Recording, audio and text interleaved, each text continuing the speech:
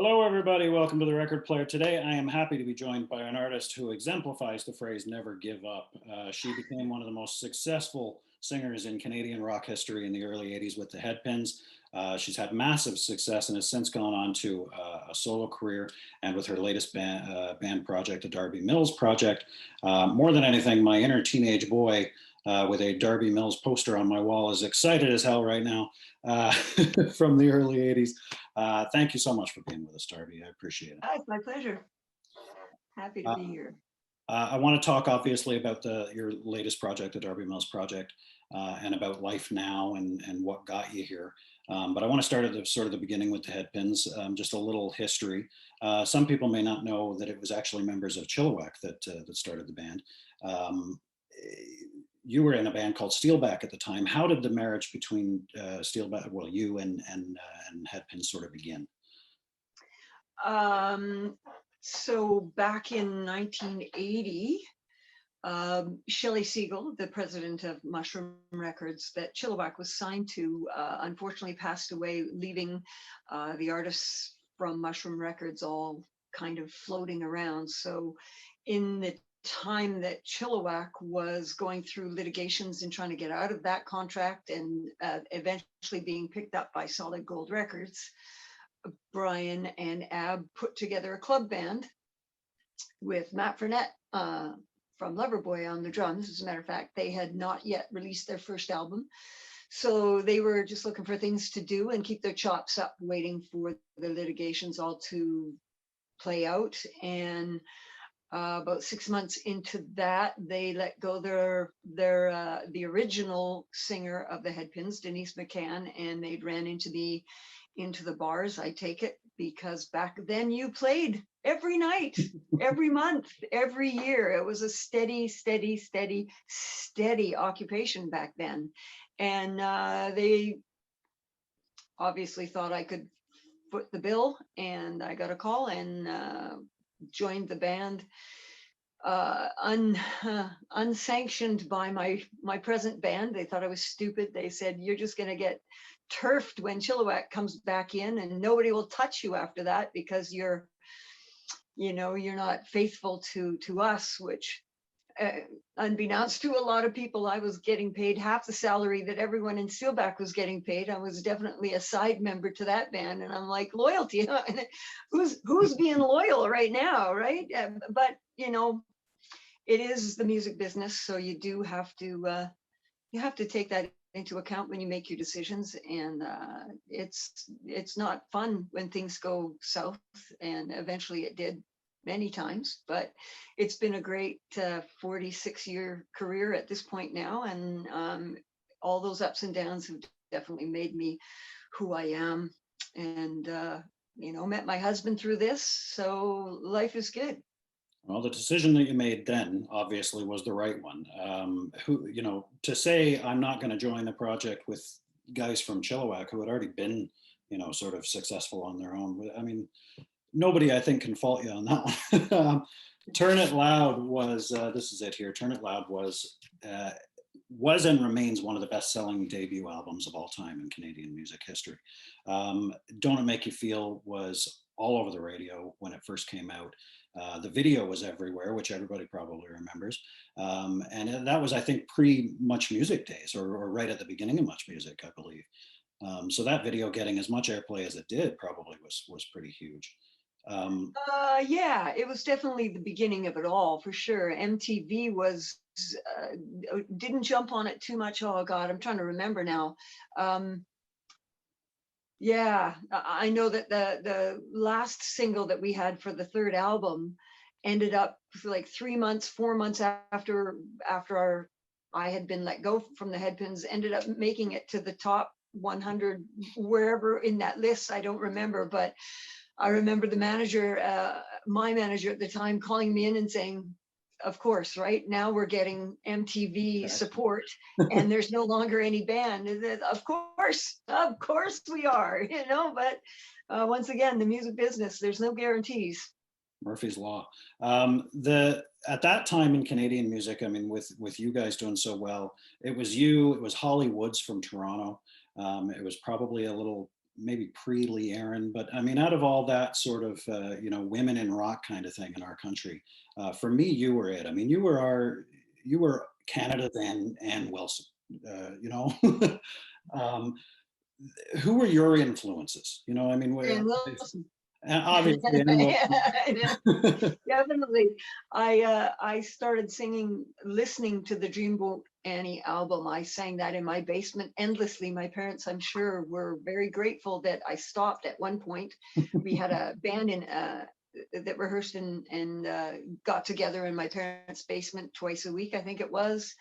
And a lot of the songs from that album I sang. I listened a lot to Linda Ronstadt at a younger age, and the Eagles, and I had lots of then country influence, not so much these days. Mind you, today for me, country is basically just pop rock Yeah, with, no, I agree. with a steel guitar. They're writing the songs that the 70s artists used to write. Yeah, my influences, and it was in that band, that very first band in my parents' basement, that the guitar player brought over one day the Pearl album and just said, you should listen to this. And I'm assuming it's because he thought I sounded like her. I didn't know who Janis Joplin was at the time, living in a small town, Vernon. Actually, it would have been Kamloops at the time. I had moved from Vernon to Kamloops as a teenager, and yeah, I put Pearl on and went, oh, okay, I get it. And so Janis became a huge influence, and we did a lot of Joplin tunes from that point forward. But yeah, some pretty great influences, I think, for my early years. You guys toured with back in the day. I mean, a lot of heavy hitters back then that you guys were touring with worldwide, not just in Canada, but you toured with Aerosmith, Eddie Money, Kiss, Whitesnake, ZZ Top, and we, of course, just this week, sadly we lost Dusty Hill. Were you at the time? I mean, was it all kind of a blur looking back on it, or is it? Do you look back on it now and kind of fully appreciated it?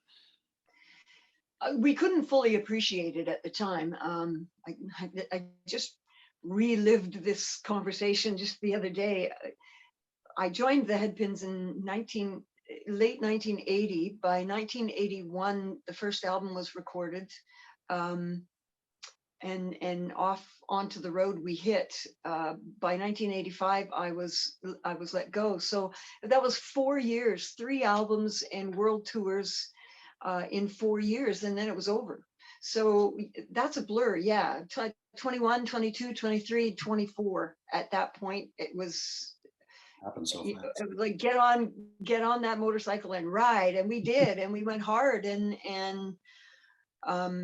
yeah, I look back now thinking I really wish it had been later on in my career, so I could have really appreciated what it was that we were doing and achieving. And unfortunately, you can't go back. You can only hold on to those threads as tight as you can, and that's kind of what we're doing right now.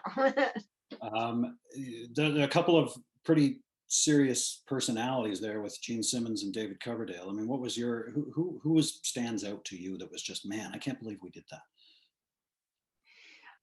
Well, every tour had its own ups and downs. The Whitesnake tour, thinking back, I toured with Cozy Powell. I spent 2 months touring Europe with Cozy Powell and David Coverdale and John Sykes, Neil Murray, Sir Neil Murray, he's been knighted, and John Lord. I mean, how can you not think of that as just wow? And it was wow the whole time we were there, and we were playing full coliseums, sold out, crazy wild people doing crazy wild things. The Kiss tour was incredible. I got to see them all before they took their makeup off, which my high school guy friends were all Kiss fans, and I just remember thinking, I'm seeing Gene Simmons and Paul Stanley with no makeup. They're gonna, they'll be just so jealous.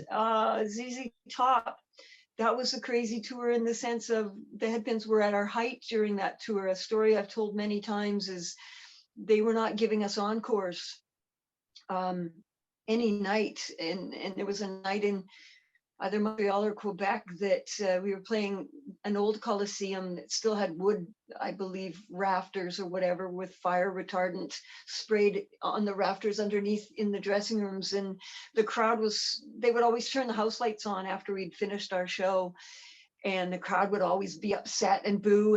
And this one night they were jumping on the stands above us in our dressing room so much the asbestos was falling down into our food, and we were like going, oh my god, there's going to be a riot. This is freaky. And yet I thought, man, this is better than getting an encore. These guys are just going crazy for us. And then by the end of that tour, we had crossed the line with them. We took an encore in Calgary, which was our biggest draw in the world for the Headpins. And the house lights didn't go on that night. There were only 2 more shows left, 2 shows in Vancouver left on that tour to do.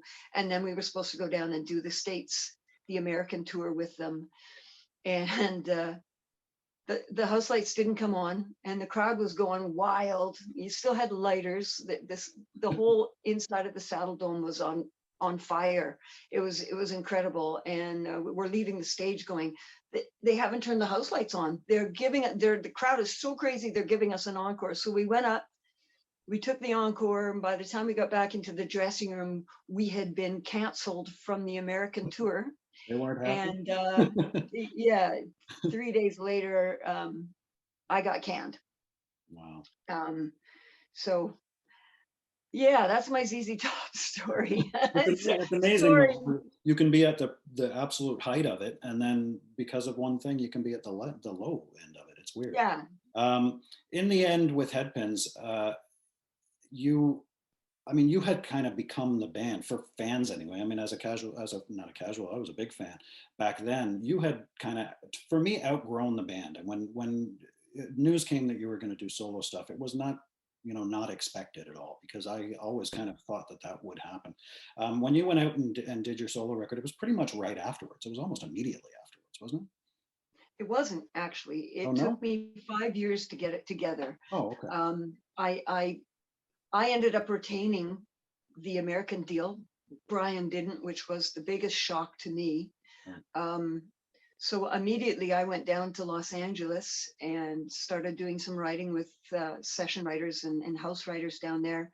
Came home, got my act together, took about a month and a half, and they flew me over to London, England, where I recorded at 2 different studios, Ridge Farm and Eel Pie, which is Pete Townsend's studio. So I hung with Pete for a couple of weeks. And yeah, Greg Walsh of Tina Turner Private Dancer fame, and Tony Levin, one of the most renowned bass players in the world, played on it. Session players from Mike and the Mechanics,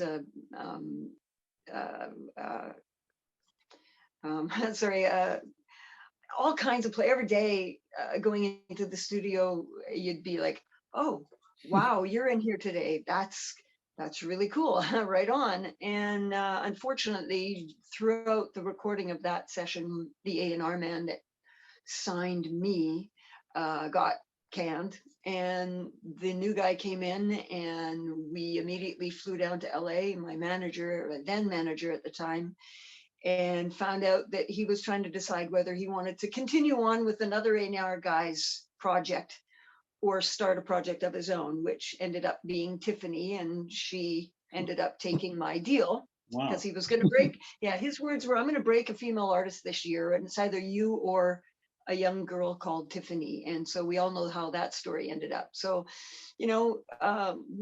highs and lows. I thought they had 120, 130 American into the project at that time, and they just let it go. And so that will never come out. And, what do you do? So, it took about a year for me to crawl out of my rabbit hole at that point, and got back in the saddle thanks to my girlfriend Lisa, who drugged me out of my depression by the hair, and put together 2 or 3 other bands at that point, and then eventually signed a deal with Warner Music here in Canada and released Never Look Back. So it took 5 years. And strangely enough, within a month of that happening, Brian's new project put out their new album too. So it was like, wow, there you go. The, Yeah, the yeah, ongoing competition, I think. yeah, yeah, You released Never Look Back, which it's been renamed and re-released since, obviously, with yeah. remastered and all that, called Flying Solo. You got back together with the Headpins and had a much longer run, mostly performing. You guys didn't record anything else, did you? No, and that was part of my Decision dismay to with leave, right? the band. Yeah, we reformed by accident in 1980, 1992, actually. The Never Look Back album came out. It had 4 singles, but only one video, and that was the era of videos. So I really couldn't compete. Radio still supported classic rock, if that's what you wanted to call it, but you had to have videos to be Mhm. in the eyes and the minds of the ticket buyer and the record buyer. So I kind of it fell off, and then I was released from my 3 or 4 record contract at that point. I had been married 10 years at the time, and I just figured, you know what, I'm kind of done with this business. I don't know what else I can do. Really, Never Look Back was the best effort I had ever put forward. I really thought it was true to who I was, and just incredible playing and an incredible sounding album. And if that couldn't make it for me, maybe it was time just to grow up and start a family. And indeed, I did. At the same time, re got called back into the bar band circuit by the drummer of the Headpins, and we worked as a cover band on the odd weekend. And by accident, we got booked in Edmonton, I do believe, as the Headpins. Now, in the meantime, I was being sued by the Headpins manager for the Headpin debt, and it had been going on for about 6 years at that point. And we got off the plane and saw the limousine driver holding up a Headpin sign. I almost died because I thought, I'm going to get thrown in jail. They're going to arrest me. And so I was looking over my shoulder that whole weekend thinking somebody's going to come and pull me off the stage. I didn't do this. I didn't okay this. I'm in a lawsuit over this.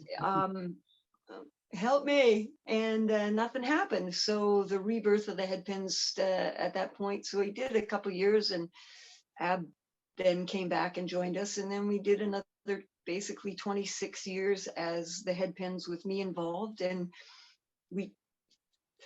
I lost my mom and my husband basically in a 5-month period in 2000, I think 14 or 15. And the ambulance drivers brought my husband back to life on the gurney in the ambulance on our street. And it just became very apparent to me that life is so much more precious than I had ever thought about, and can be gone. And before this gives out, there's stuff I'd like to try. There's stuff I would like to do. And I had just so happened to be listening to Never Look Back on my long drives down to Vancouver and went, you know what? I've been singing the same 13 Headpin songs for 40 years, the same set, There's got to be. and people are okay with that. So I got a year of touring out of Never Look Back.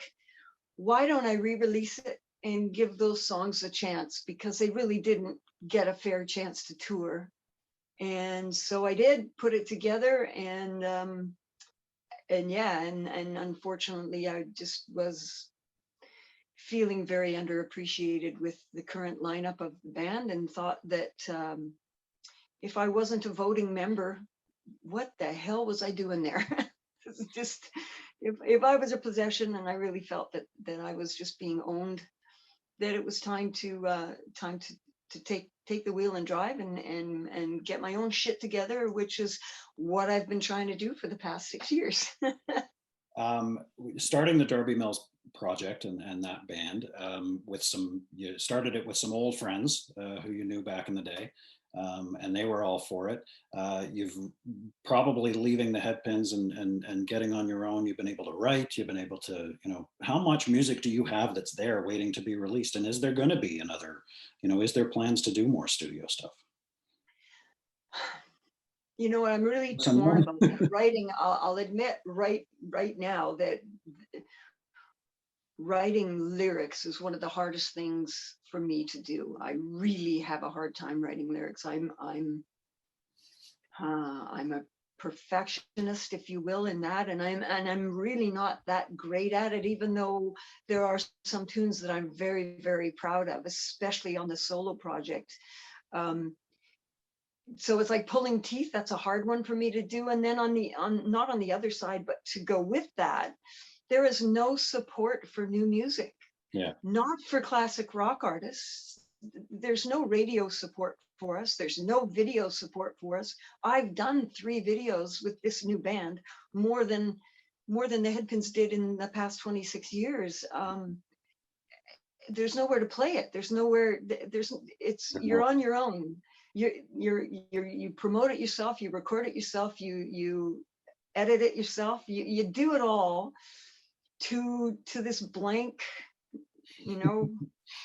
whatever. Miles Goodwin connected with me a few years back saying we should do something. And I posed the question. I don't have his connections in the industry. I don't live in Toronto or Ontario, and I don't have 50 years of partying with all the people that make the decisions. So what would the purpose of me doing something new be? Because it will never get heard unless you're already a friend of mine on Facebook or social media. And basically, I've not heard from him since. So, sorry, Miles, but basically you wrote me off. So, and that's the other thing. I think that's a lot of energy and a lot of time for what means. It just, although I do have new things with other projects. I'm going back into the studio in a couple of weeks to do something over in Europe with a band that, they know me simply from my past, and it's not even a band, it's just a project. Whether anyone over here hears it, who's to say? Doesn't really matter. Well, it matters, but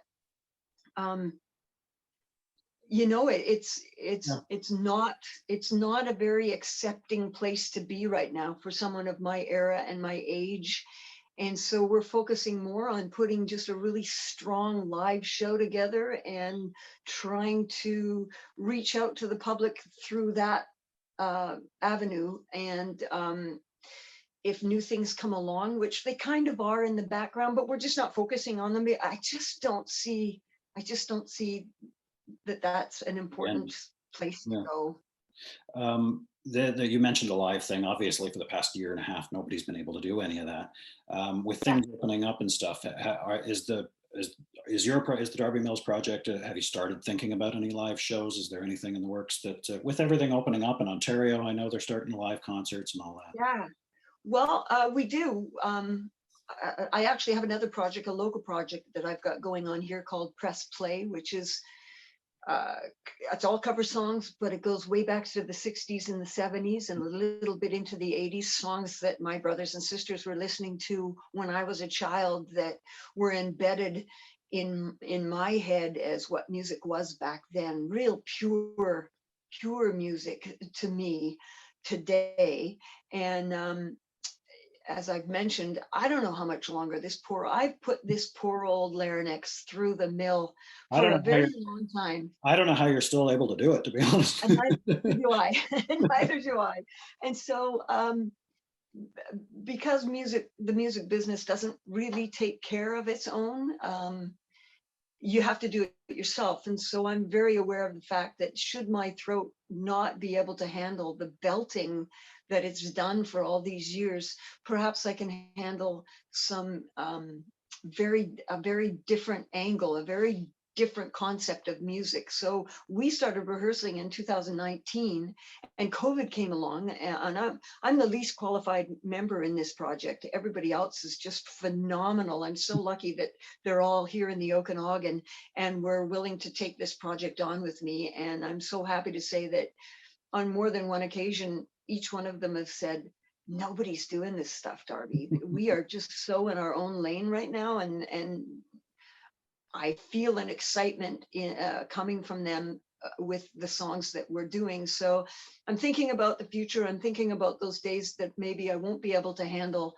the Headpin songs, or to tell you the truth, the Never Look Back songs or the Flying Solo songs now are even harder to sing than the Headpins. There's more range involved, and it's a harder, what was I thinking?